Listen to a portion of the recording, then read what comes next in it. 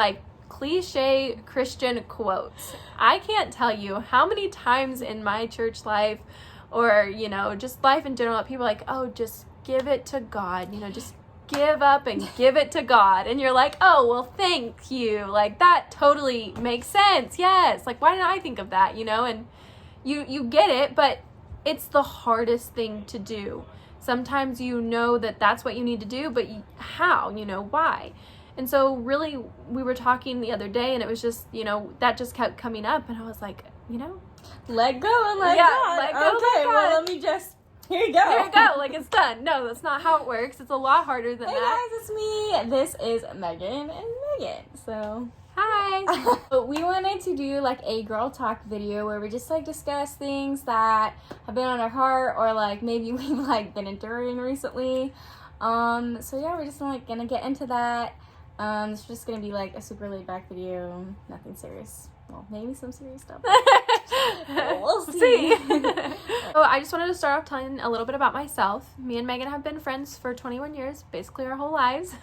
We met in the newborn nursery and have grown up together and have always had different backgrounds, different things happening in our life, but we've always stuck together. We've always come back to each other no matter how much time we spend apart. So it's been great just getting to grow up with her and getting to know her and grow with our relationship with God together.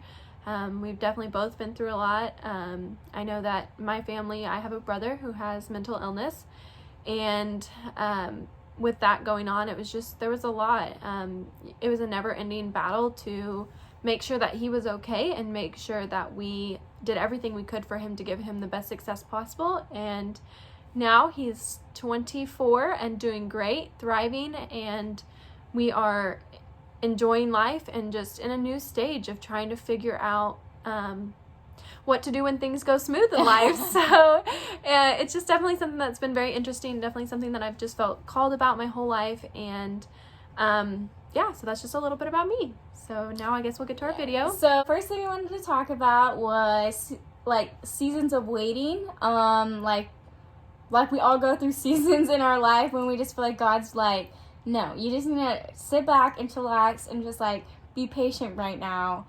And none of us really like that. None of us know why that has to happen. So we just wanted to talk about like things that we've learned in seasons of waiting, and like both of us are pretty much in seasons of waiting right now in our lives. So I'll let you talk a little bit about yours and I'll talk about mine. Yeah, so my biggest thing is I graduated high school and like every other kid was like, I'm gonna go to college and that's gonna be great and fun. And I started out pursuing my degree, and it didn't take me very long to realize I just didn't feel like it was a very healthy place for me, and I didn't feel like that was what God was really calling me to do at this season of my life.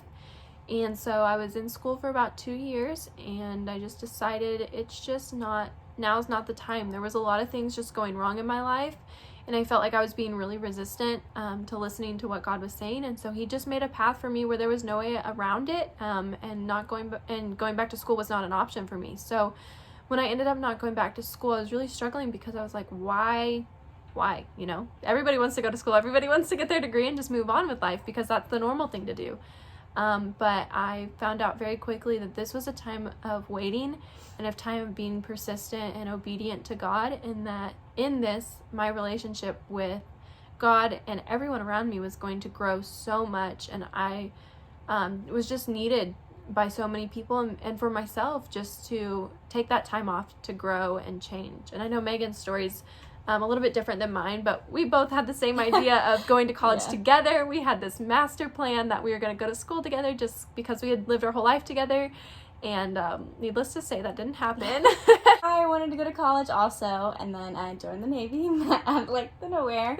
And I mean, I've already kind of like given you guys my background, but right now, like something I haven't really like told my channel is that like I'm engaged right now, and like we're in the seasons of waiting of when we're gonna get married. If we have to wait 5 years for him to go through the Naval Academy, or if we're gonna end up getting married in like a year or so if he doesn't make the Naval Academy, and really like our future is just like up in the air of like when we're getting married. Like, so right now it's just like we don't even have the answers to if he got into the Naval Academy, so we can't even decide what decisions we're going to be making or what we're going to be doing about any of that. So because of that, it's just been like a lean on God kind of year, and like so many changes have already happened this year. He had to move to Washington, and now we're doing long distance for the first time, and like that's going to be a big part of our relationship, especially because both of us are in the Navy. And so I'm like combining all of that, and so God's just been like really like keeping me close and like just telling me to trust him and like be faithful to him. So yeah.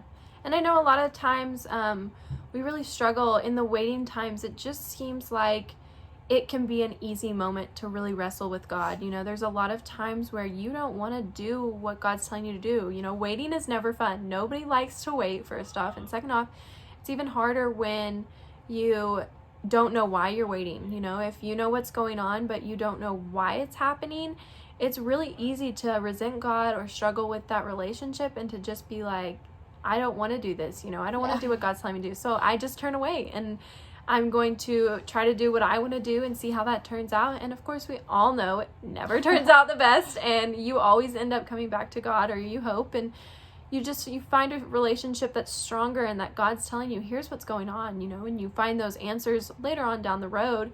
But it really is just a struggle. And I know Megan's gone through that as well in her life. And one of the things that I've really found that has got me through some of that wrestling with God is just the praise and worship that we can do on a daily basis. I have listened a while back to a message from my pastor that was just telling me, you know, you have to worship in every season. In every season there's worship. And if you're not worshiping and you're not being grateful, even when things are going wrong and things are going bad, you're just going to have a bad attitude and things are going to get worse. So I know for me, that's been really important this last season to just really, really dig in and worship no matter what's going on. So yeah, I think God has really like put worship on my heart. Really in the past like 6 months, he's like made it more and more like special and like basically like intimate with me. And I remember as like a kid, like always seeing people like cry during worship and like being like freaked out by that. And so I remember being in like high school, I would go to like a youth thing where we would always like do worship and do church basically on Wednesdays. I know that like a lot of people growing up in Christian homes do that. And I would feel like God was calling me to like raise my hands, and I wanted to be obedient, but I kept thinking like, well, what about the people around me? Like that made me uncomfortable as a kid, and like I don't want to make them uncomfortable. And so I wouldn't listen to him. I wouldn't do it because I was scared of like other people's opinions and that I was going to make them uncomfortable. And like part of that fear was that me freaking them out would keep them from getting close to God. And like that is such a twisted way that the devil like twisted my fears and thoughts. Right. And so now like going to church and like those fears like come up, but like I'm just like, man, I just really need Jesus right now, so like no, like I don't care. And honestly it's pretty amazing because even now like I've heard like people talking to me and they're like, man, like you're actually like such a role model whenever you praise God. Like you don't realize, but like when I was first like obviously I've gotten more confident with like raising my hands in church and stuff, but when I was first doing it, I was like, man, God, if you want me to raise my hands, like, can you have someone else raise their hands? Because I don't want to be the only one. And then, like 5 minutes later, this girl in front of me will raise her arm. I'd be like, okay. You know, like. That's my sign. That's my cue. I'll raise my hand now. But you don't know who else, like, who needs to go in that next step that God is calling, and they just, like, don't have the confidence to do it. Yeah. And then when you worship with a full heart, not worried about the people around you, you can be like a role model to other people. You can bring other people towards them being like more authentic with their worship.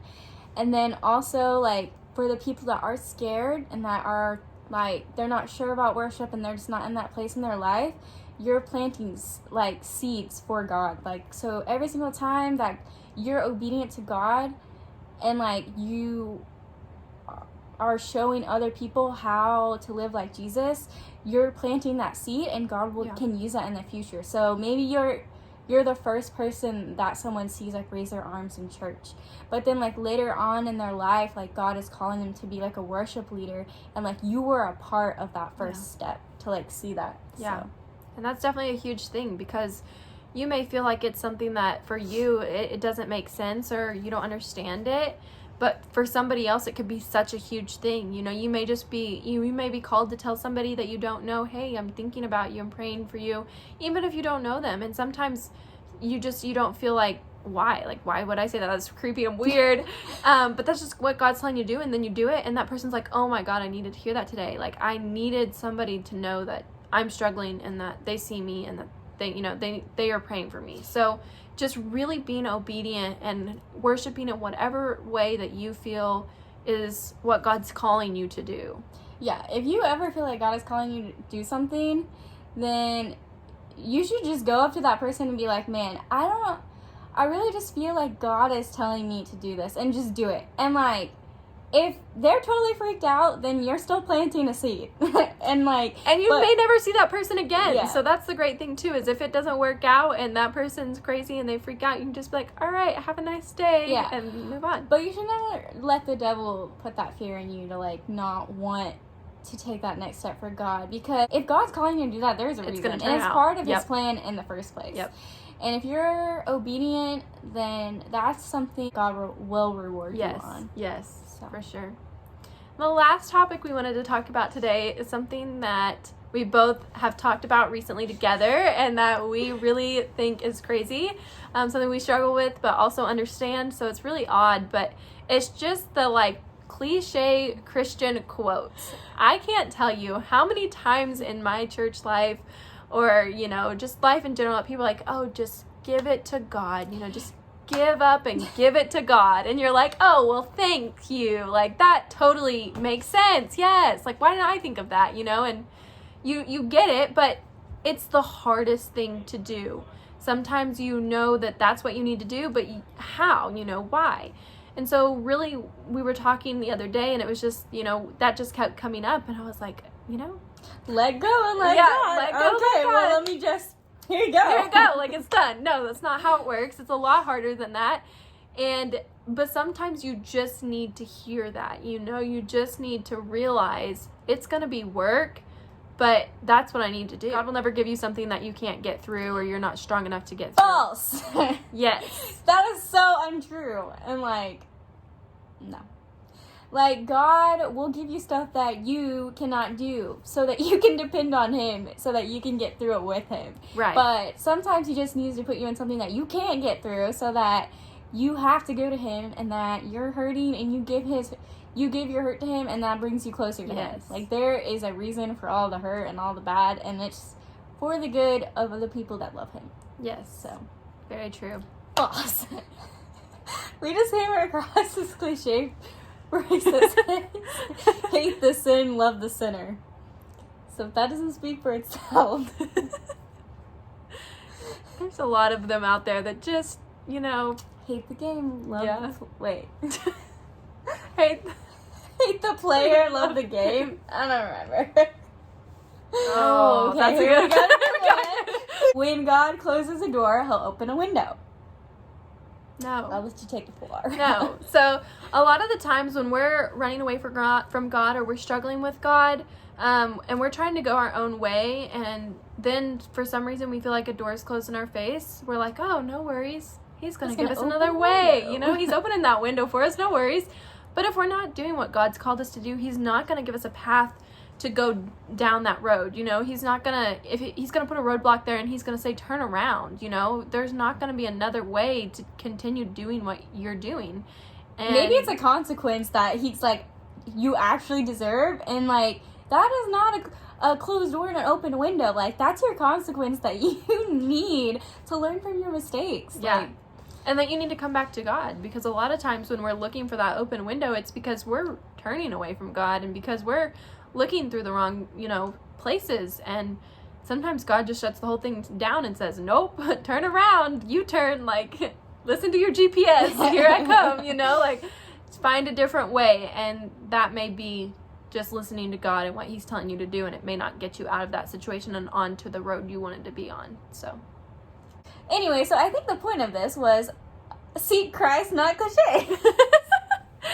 we just want to make sure that you guys understand, Christianity's messy. Loving Jesus, God, it's all just a journey, and there are times where people say things, or you think of things, or God's putting things on your heart that you're like, why? Like, I know, I've known God for so long. I know that, but maybe it's just what you need to hear in that moment. And we know it's not always as easy as it seems to have a relationship with God, but just know that somebody's thinking about you, someone's praying for you, and that you need to just remember, it sounds so simple, it's going to be hard, but you can get through it. You've gotten through what you have so far, and you'll continue to get through it as long as you have God with you on your side. So yeah, and you have to remember that Christianity is ran by a bunch of people that are not perfect, and even though we have God, that doesn't mean we're gonna do everything that's right, and we all make mistakes, and we are all striving to live like Jesus and to love people.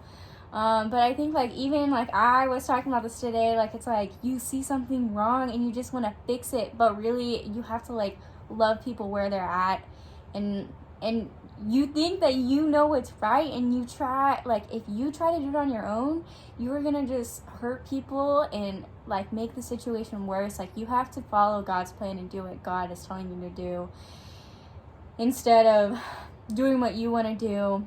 If you say that you're gonna pray for someone, but you could just take them and pray with them at that moment, and that shows how authentic and present you actually are. It's so different when you're over the phone and you're hey, I'll pray for you, or but then your life gets busy and you forget, and then you're not being authentic, and you're not doing what God wants you to do. And I feel that's a lot how Christianity has become. It's these cliches, and it's this, I'll pray for you sometime when I have time, and it's not being real and being present and being there for people that are hurt and broken. Yeah, and we all have messy lives. We all have busy lives. We all have crazy lives. So why not be present in those moments? Why not be involved with those people? And why not just take the time, take the initiative to do what God's calling you to do, and to worship, to pray, to, like I said, just do whatever God's calling you to do to help yourself and to help others. And at the end of the day, you're going to have a much stronger relationship with Christ, and who knows, you may even help someone else become a much stronger Christian, or a Christian to begin with. There's so many people out there who have never been prayed with before, or who have been going through something for so long and nobody's noticed, and maybe you stepping in and helping them out could change their life completely and totally. So just make sure that you're being obedient with God. Make sure that when you're in these waiting seasons that you're listening, and that you can't be everything, but you can be obedient. And so just make sure that you hold on to that, and you worship, you stay true to your God, stay true to your faith, and you'll make it through. So yeah, so I hope you enjoyed Girl Talk. This is all we really uncovered. But I hope this video served you and brought you closer to Jesus. If you like this video, give it a thumbs up and click the subscribe button if you want to watch my videos whenever I post them, because it's never consistent. Bye! Bye, guys!